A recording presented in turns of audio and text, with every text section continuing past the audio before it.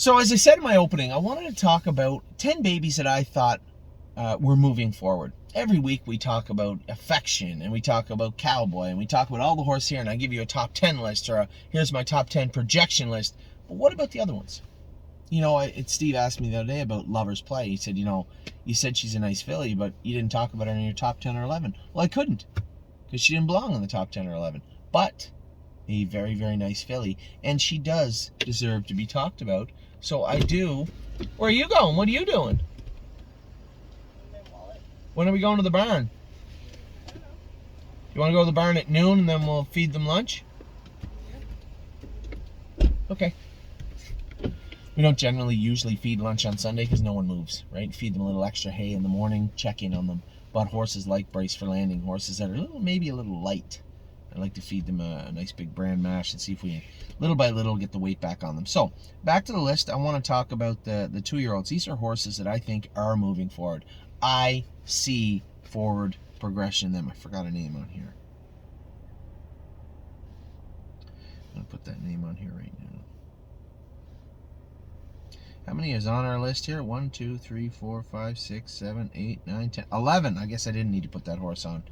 Well, it's not really a top 10 list. These are 11 horses that I think are making their way forward. Now, let's say if March 1st I gave them grades of B minuses or C's or B pluses, they're now up into, or B's, they're up into the B plus and maybe even teetering on that A. In fact, there may be a couple of A's on here, A minuses and stuff that I just think they deserve mentioning. I can't mention them because happily we have a lot of really, really good horses, so I haven't had an opportunity to mention them, but I believe they deserve mentioning.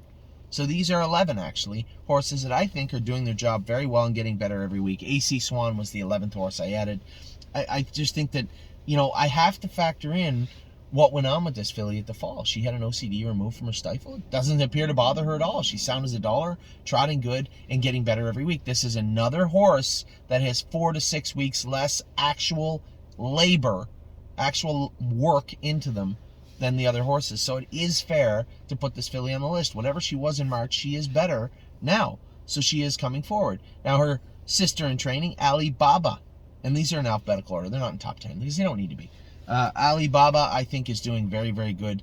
I know that Eric and his wife love this filly, and I just can't wait to see her race this summer. She just looks tenacious. Both these horses trot pretty square. They wear hobbles, but they trot pretty square, and I think we're going to have a lot of fun with them. Antilles Hanover, I catch a little flack and people saying, this horse, somebody said to me 2 weeks ago, he just doesn't look fast. I couldn't disagree more. You're trying to read too much into the training sets.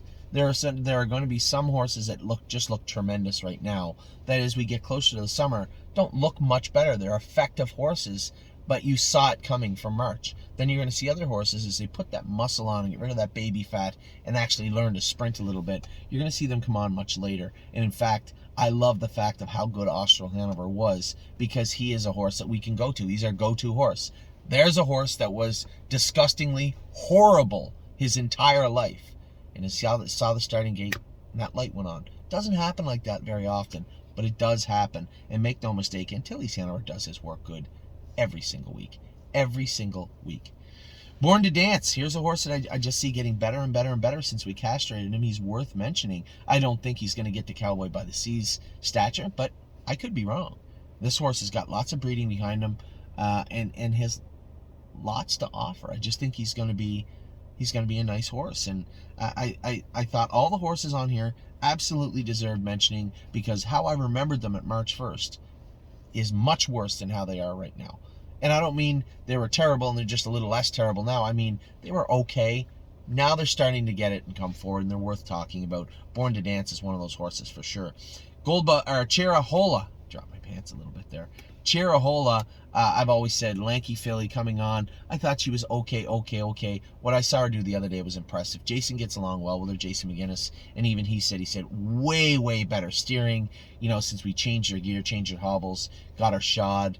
Just seems like she's coming on. And I think this is part and parcel to the hard work our caretaker, Antoine, has put in her. This was one of our newer caretakers, and Antoine has got weight on her. And every time I come down to his end, he said, what about Cherahola? How's she looking now?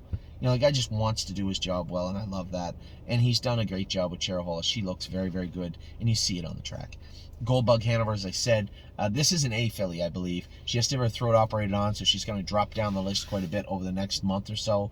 But definitely worth mentioning how tenacious she was the other day. Before I turned her to go her mile, I knew she wasn't breathing great. But I still thought, you know what, either the vet's going to tell me how to correct this, or I was kind of certain anyway that she was going to have to go have that operated on. So, okay, if that's the case, no problem. But you're still going to train today. She felt like she could do her work, so I allowed her to do her work. And when she made the break coming in her last turn, she was coming forward and attacking at them. Here's a filly with a compromised airway who's running out of air and still looking to attack. You gotta love, you have to love and appreciate and respect that work ethic and that drive and that competitive spirit. So most definitely Goldbug Hanover deserved to be on this list.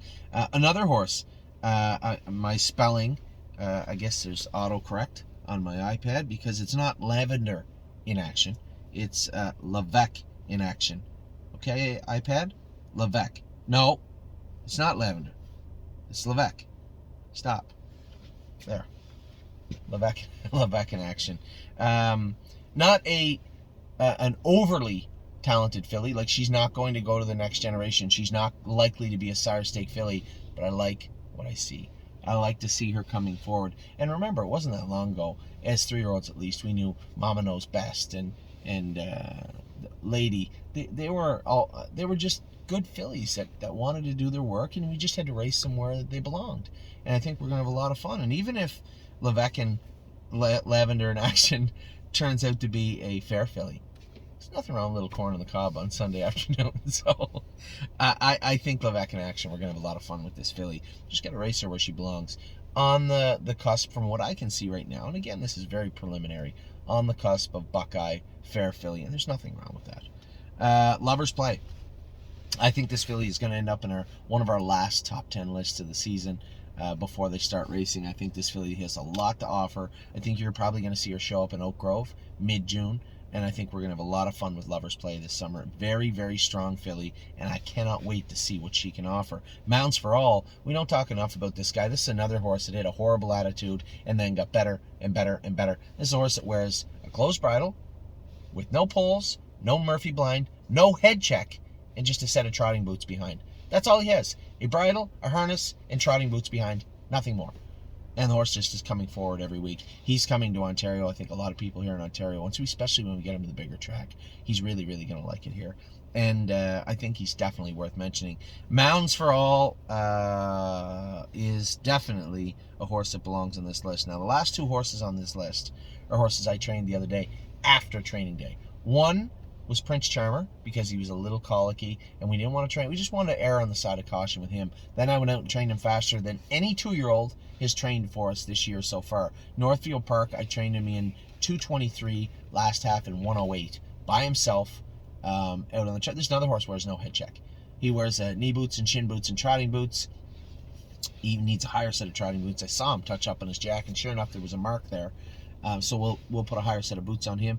No head check on this guy also, and he is a nice colt. I forget he's still a stud. There's no real reason to castrate him. He doesn't make a noise. He doesn't bother anybody. He's the sweetest horse on earth. You know what he reminds me of? Slim Jimmy. Nothing like gait-wise, just his mannerments in the burn. Just a very professional, polite horse, and I can't wait to see Prince Charmer race. Another horse where, is he a sire stake horse? I don't know.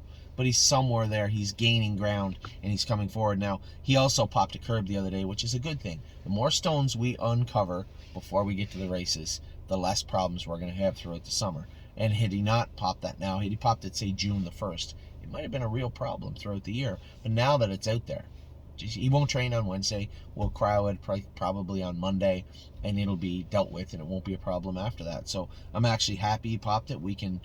That's another question mark that we can take off the board and erase that. It's fixed, and one step closer to Prince Charmer being a very effective horse for us in 2023. And last on the list, only because her name starts with S, Southwind Digit. This is a filly I like very, very much. I think she's got a very bright future for the stable. I was disappointed. I always gave her a break. You know, she's one of the later fillies in. She got a little sick. She's got to do this. She's got to do that. Just leave her alone. And then it finally came to a point where, why am I continuing to give her a pass? No more passes. You made a break on Wednesday, you're training on Thursday.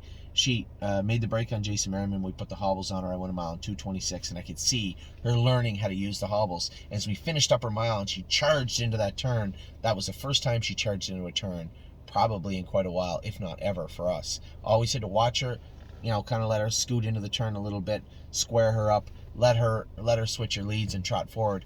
At the end of the mile with the hobbles on, she just come charging into the turn like a racehorse, and that's exactly what I wanted to see. And that filly there, also a filly that I've been very, very high on, and I think now that we have the hobbles on her, we can start putting some real strong muscle on her. I think she's going to be a nice horse for us. So there's 11 horses that we don't generally talk about all the time, and I just thought every week we have the top 10 variation of a top 10 list for you guys. And I can't let James do it because he doesn't see the 40 horses in Ohio or the guys in Ontario. Really, the only people that have seen both sides of the border and sat behind them, Amy, I, and Danny. That's it. And Danny one time back in December. So I thought I would bring you 10 horses that I believe are coming forward on a scale. Some of them charging forward, and others that I just thought, what I thought of that horse in March is now in April much stronger feelings towards that horse. So thought it was worth talking about, because we all have partners that own these horses too, and just to hear me say, yeah, he trained good this week, I get it. Kind of sucks. You want to hear me ramble on and tell you how great the horse has been. In a lot of cases I can't, but when it comes to these 11, I can tell you very, very impressed with them this week. So that's it. That is all the videos you're going to get this week. There's plenty of them there to look at, talk about, and I will talk to you specifically about them and everything else going on with the stable as the week goes on. But for now, I'm done. An early finish to Sunday. That means you're going to get your videos pretty early. Just got to write the email, load these last few videos, and you will be able to hopefully sit down and after supper spend the evening with me. Take care.